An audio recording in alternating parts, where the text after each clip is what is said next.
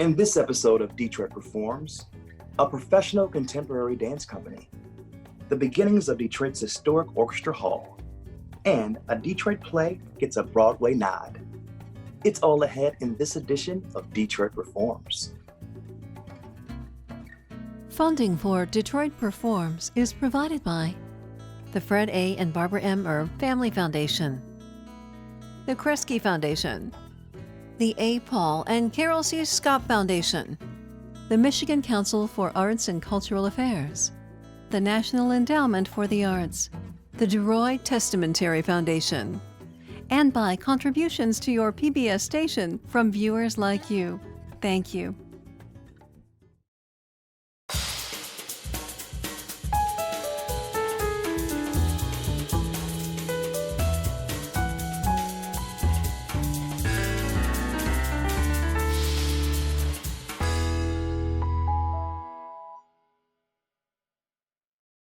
Hello, and welcome to Detroit Performs. I am your host, DJ Oliver, and today I'm coming to you from my living room as we stay at home to make sure each other is safe out there during this coronavirus pandemic. We here at Detroit Performs are thrilled that you are joining us for the next half hour as we aim to please you with some beautiful arts and culture right here in Metro Detroit. Hopefully we'll be able to do it in person soon. But kicking things off for Detroit Performs' 10th season is DDCdances, a professional contemporary dance company that's been around since 1980. Take a look as they rehearse the show, Stomping Ground.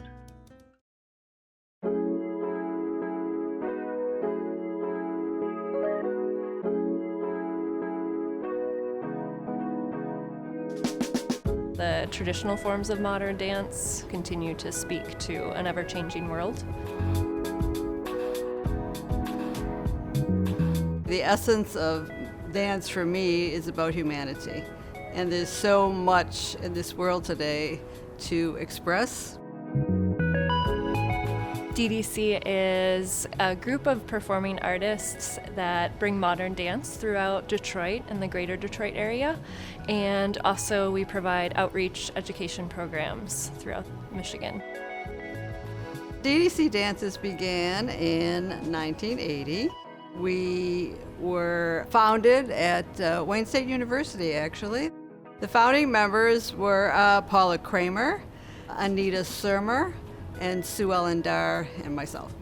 We focused on a technique that was developed and designed by Doris Humphrey and Jose Limon, pioneers of modern dance. And really, the genre today still really works because it's based on how human beings like to move in space and time. So that's what we liked about working in that way. And so obviously after 40 years, it's developed into something a little bit different because those two, Humphrey and Limon, wanted future generations to develop their technique. I started out in ballet growing up, and in college, I first discovered modern dance, really fell in love with it just because of the expressivity, the freedom, yet its connectedness and roots to ballet and to a strict technique. It just really allows for expression and a lot of creativity in terms of music choices, choreographic choices, choreographic sites. I really like to look not just for technique, but for performance skills, who they are as people and what they communicate through their body.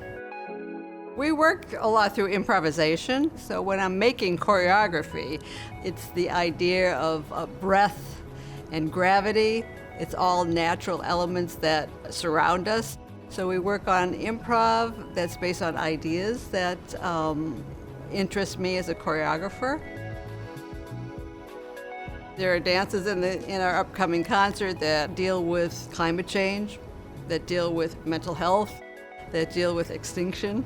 So all of these things are important to society today, and we're expressing how we feel about these issues through movement. So there's a lot that goes back and forth. As a dancer, you're not just simply a dancer, you're a choreographer, you're innovating with the artistic director, which is a really beautiful part of this company. She comes in, puts the bench down in black, and she'll sit down and be forward, and lights and music go together. Today we are doing a tech for each of the pieces, so you'll be watching us create the lighting.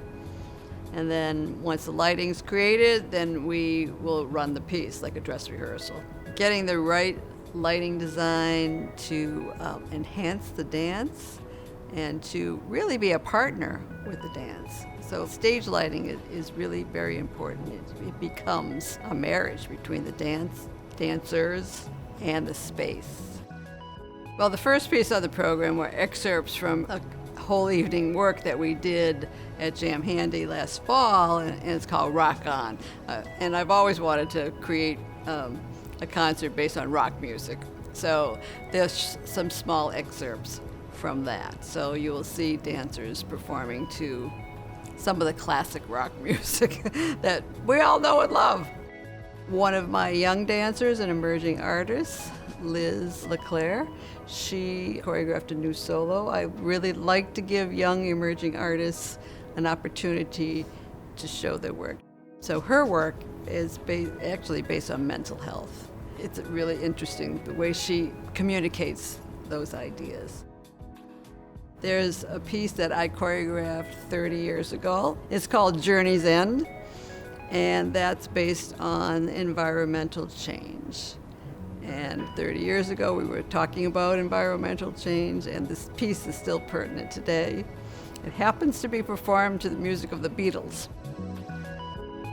The last work is called Absence. It's a brand new premiere for me, and it deals with the idea of loss, what has been lost or gone, may never exist again. And the dancers all wrote their own stories.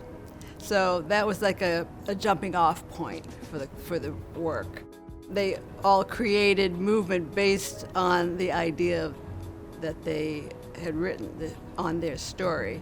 And then, we improvise with it, and then I take it and I mold it and I change it and I structure it to express the full piece and what we want to say in terms of that particular idea. Each of the individual dancers in the company bring their own voice to the movement.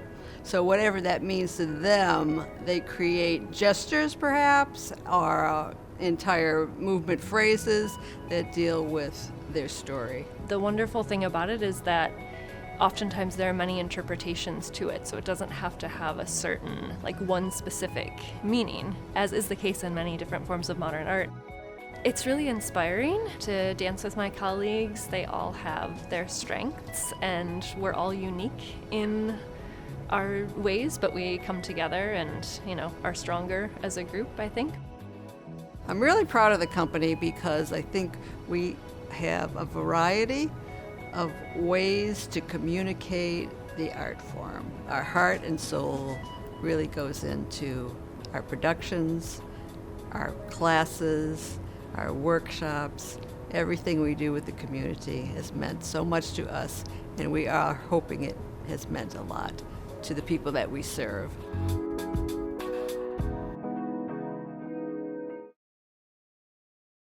You can learn more about DDCdances as well as all the artists that we feature on DetroitPerforms.org. Detroit's historic Orchestra Hall was built in the summer of 1919. In the first 6 episodes of this season of Detroit Performs, we'll be taking you through the life of Orchestra Hall, from before its construction, through its survival over the years, to the present. Let's start at the beginning.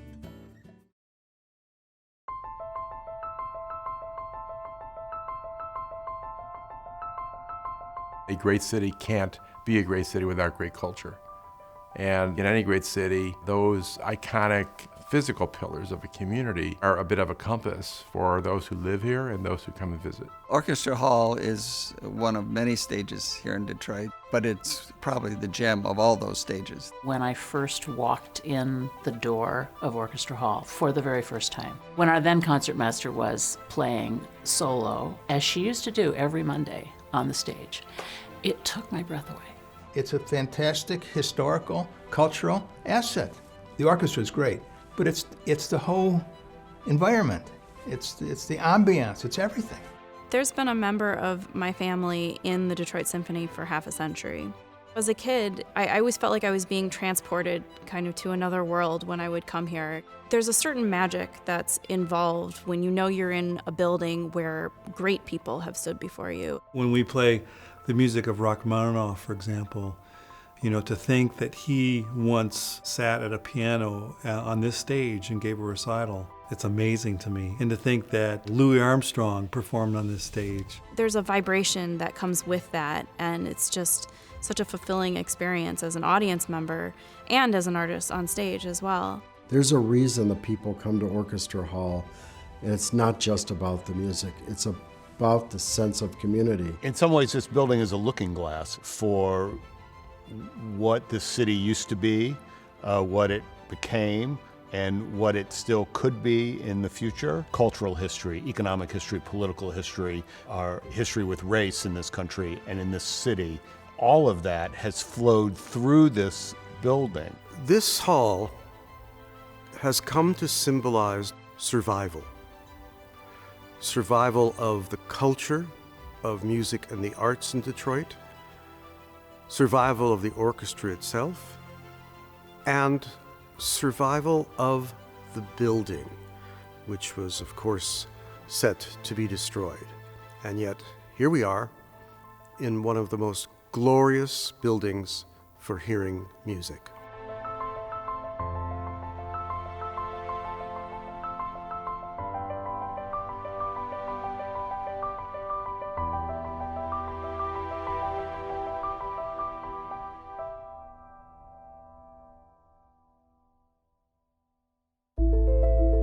The story of Orchestra Hall is the story of Detroit. It's been celebrated and sometimes forgotten. It's been marveled at and left to decay. But in spite of the many challenges it has faced in 100 years, it still stands today as a testament to the resilience of a city, its people, and their hall. I think Orchestra Hall is made special because Detroit is such a unique city. The citizens make the history, and they make the building and make the moment. And there's just a thing that this city has that's just, I've always loved this city. Even when it was going through its rough times and it's barren, there's an energy here. It is a much storied Orchestra Hall. Each person has a unique experience at Orchestra Hall. And the more those come to be heard and thought about, the more that the stories of Orchestra Hall increase. I've been fortunate enough to attend concerts in some of the best halls in America and in Europe, and there's no place that I would rather listen to music than Orchestra Hall. I think it's the acoustics, it's the intimacy of the hall. I've heard Wynton Marsalis literally push the microphone away and wander around the hall and just tell the whole audience, this is the best space to play. It's like when you step out on the stage, there's a sound there that's its own character. And as soon as you hit a note, you go, ba, and then I go, ba, but the rest of the sound goes, ba, right? And it resonates through the room. And then you go, oh. Orchestra Hall doesn't make a sound. It's the sound of Orchestra Hall that people speak about, but it's the silence of Orchestra Hall in which that sound opens. A lot of halls soak up the sound. This hall actually helps create and allows the sound to grow, to linger. The hall is kind of an extension of our instrument. You're never going to have to push your sound to be heard. The hall will do most of the work for you. You can hear a pin drop in this hall from the very back seat. It just fills the room. I'll never forget, actually, the first rehearsal I had before I became music director and hearing this sound come off of this stage.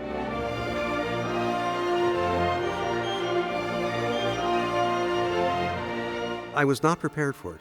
I didn't know much about Orchestra Hall, and I was totally floored by it. Lena Horne is the one that made this statement that she didn't need a microphone, that kind of situation. But I saw others. There was a lot of people that didn't. Sometimes the microphone, everything went out, the sound left, and it continued. Nobody knew any difference. I think we sometimes are amazed at Orchestra Hall's acoustics and how they could have accomplished that, but I think it's just one of those things where the magic of the people coming together just made it happen. While it's hard to imagine today, there was a time when Detroit was a city still searching for an identity. There was no Motor City or Motown sound. The automotive industry was in its infancy, and early supporters of the arts struggled to convince their community that music was not merely a benefit of life in a thriving city, but a necessity. While on record as the nation's fourth oldest orchestra, by 1911, the city's symphony seemed already too weak to survive and had closed its doors. There was a Detroit Symphony Orchestra before Orchestra Hall. There had been an iteration of the Detroit Orchestra very early, far more than 100 years ago, in the late 19th century. That iteration died, and then it was reborn in 1914 as what we think of maybe as our modern Detroit Symphony Orchestra. In 1914, 10 ladies of Detroit, gathering in the music room of Miss Frances Sibley, started an orchestra again. They each gave, I think, $100, and they got friends involved, and they provided a series of concerts in that February, and then seasons after that. Just having an orchestra after having had it collapse was a victory for the city. So it existed, but it is fair to say, certainly, that it was not until Osip Gabrilowitsch came here that we were a force on the sort of the national scene. We're talking about one of the world's great pianists who comes out of a long tradition, Russian-born conductor. We won the lottery in some ways in that Gabrilowitsch comes here and is intrigued by the city and by the orchestra. Gabrilowitsch played and conducted for the 1918-1919 season. And they were performing their last concert at the Arcadia Ballroom, which was just down Woodward Avenue here. And the manager, Mr. Harry Cyphers, was standing off stage at the end of the concert, and Gabrilowitsch finally, the applause was just rapturous and yelling and everything else, and Gabrilowitsch walked off, and Harry Cyphers said, "Maestro, listen to the reaction of this Detroit audience. Look at it.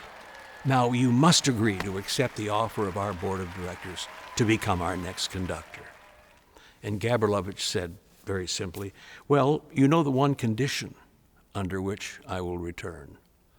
There is no suitable home for music in Detroit. So build me a concert hall or I won't come back." In the early summer of 1919, the symphony's board of directors were at a crossroads. They had escaped extinction and found a world-class conductor to lead them. But to keep him, they needed a world-class venue to play in, and had only a matter of months in which to build it.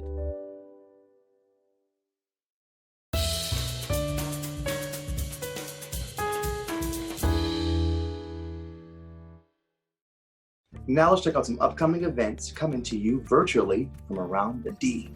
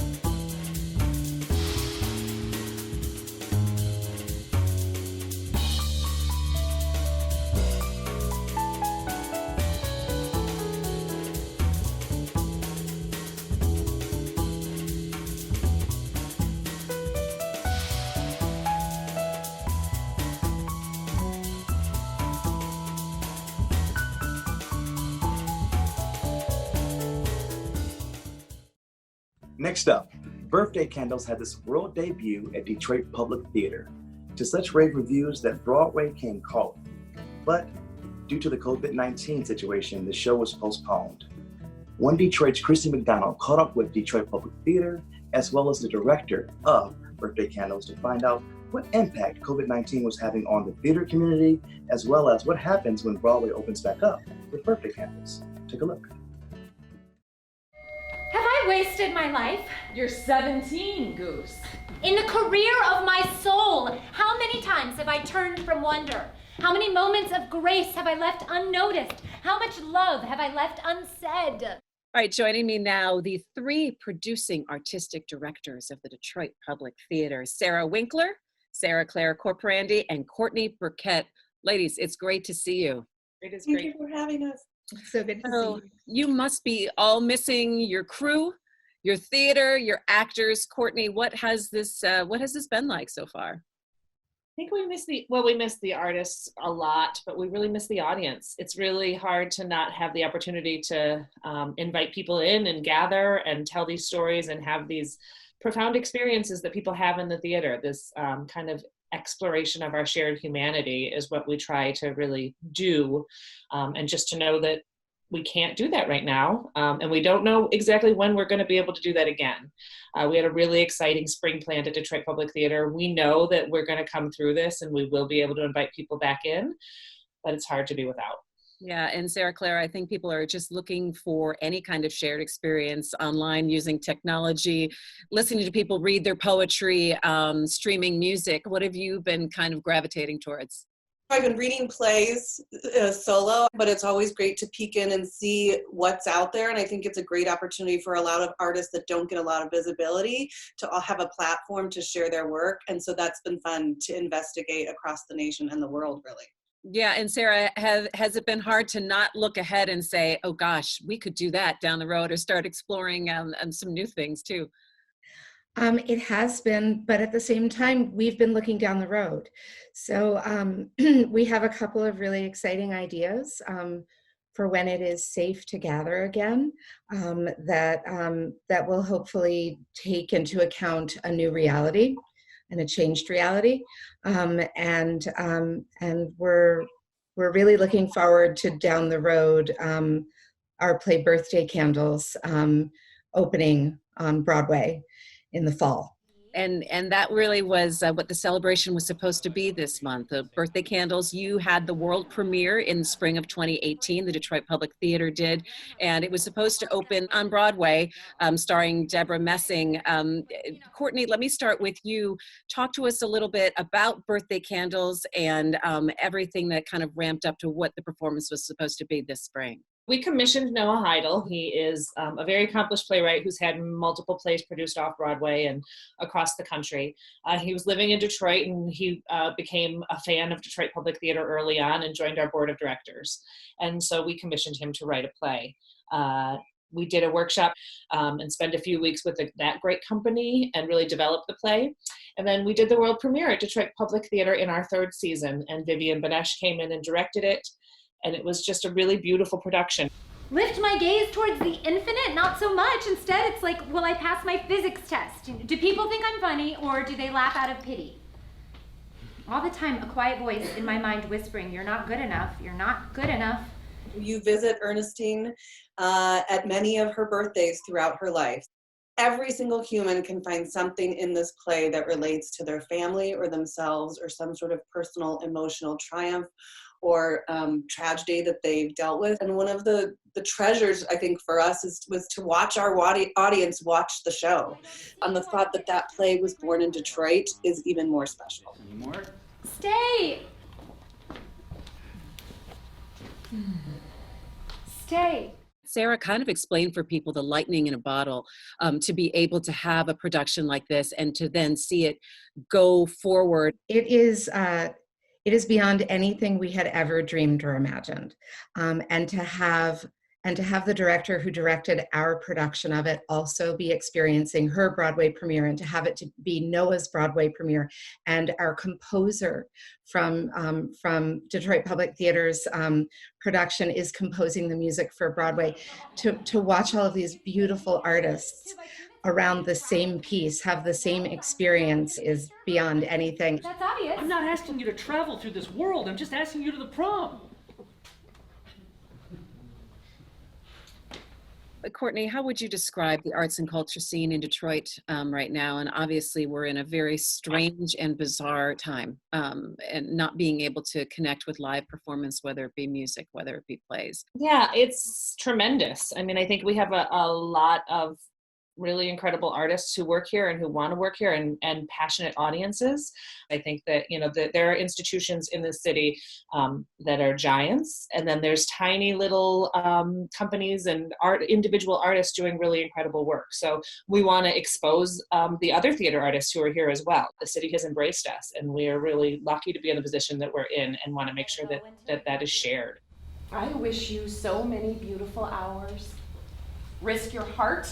Find your place in the universe. You do that for me. I promise.